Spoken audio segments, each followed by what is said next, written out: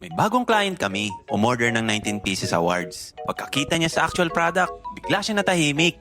Tapos sabi niya, "Sir, crystal glass po ba ito?" Sabi namin, "Hindi po sir, acrylic po talaga yan." Ayaw pa maniwala. Sabi niya, "Ngayon lang ako nakakita ng acrylic na ganyan kaganda.